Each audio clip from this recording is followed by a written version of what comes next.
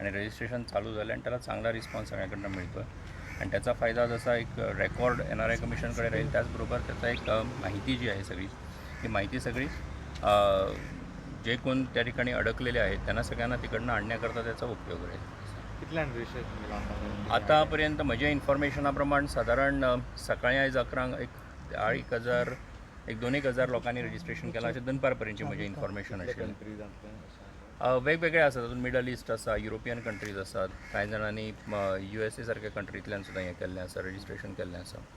हें basically registration जें आसा पळय, हें रजिस्ट्रेशनाच्या निमतान एक तेजो एक डेटाबेजूय तयार जातलो आमचे कडेन आनी त्याच बरोबर जे भायर उरल्यात त्यांचो एक रेकॉर्ड जो आसा, तेंचे कोण हांगा येवपाक सोदतात ह्या कोविडाक लागून, म्हणजे आतां कोण कितें आसा, कोण शिकपा खातीर म्हूण भायर गेल्ले आसतले, कांय जाण जे आसात ते तांकां आपली फॅमिली जे थंय रावतात, ऑलरेडी NRIs आसात थंय रावतात, तांकां मेळपाक कांय जाण गेल्यात. अशा पद्दतीचे वेगवेगळे रिक्वेस्ट आमकां आयिल्ले. सो ते सगळ्यांचे इन्फॉर्मेशन आनी जेन्ना फेब्रुवारी मार्चाच्यान लॉकडावन डिक्लेअर जालो तेन्नाच्यान हे सगळे जाण हांगा येवपा खातीरचे तेंची अडचणी जाल्यो, कारण ट्रॅव्हल बॅन जालें, सगळे एअर ट्रॅव्हल. सो ते सगळे आतां गव्हर्मेंट जेन्ना 3 मे उपरांत हेच्या संबंधान जो कितें एक मॅकॅनिझम डिक्लेअर करतलो त्याच्या आदाराचेर जें इन्फॉर्मेशन आमकां मेळटलें तें आमी सेंट्रल गव्हर्मेंटा कडेन शेअर करप. गव्हर्मेंट अशें आमकां हें आयिल्लें आसा त्या प्रमाणे आमी शेअर करतले आनी मागीर तांकां हाडपा खातीरचो जो कितें प्रोसेस सेंट्रल गव्हर्मेंट ठरयतलो त्या प्रमाणे मागीर गोंय गव्हर्मेंट तातूंत मागीर भागीदार जातलें. पोर्तुगीज पासपोर्ट धारक आहेत, त्यांची इकडे यायची इच्छा आहे, तर त्यांना काय प्रोसिजर आहे? मला वाटतं आत्ता जे इन्फॉर्मेशन आम्ही सगळं गोळा करतोय त्याच्या इन्फॉर्मेशन आल्यानंतर मग आम्ही त्याच्यामध्ये ठरवू काय करता येईल.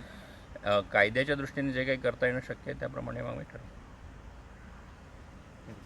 So how many total number of this thing are the NRI total?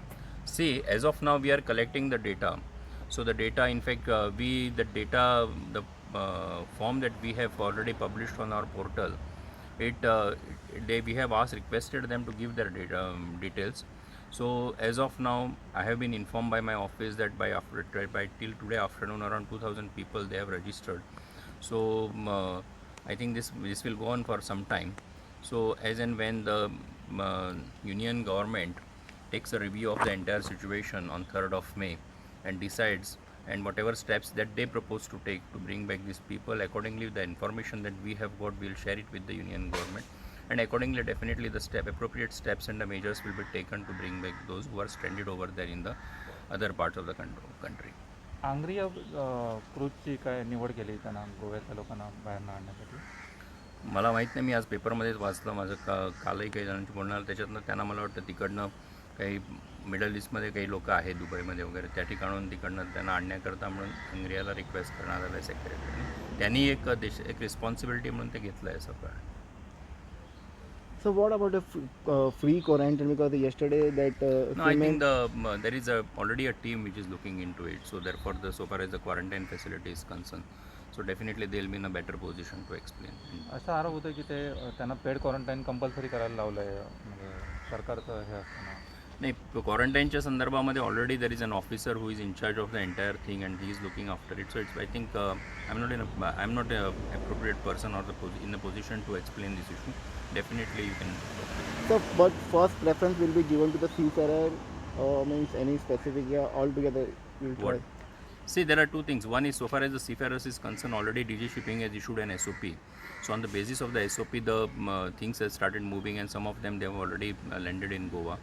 The second part of it is that the NRIs who are settled abroad, and secondly those people who have gone there as to visit those people, or otherwise as a students or the elderly persons also.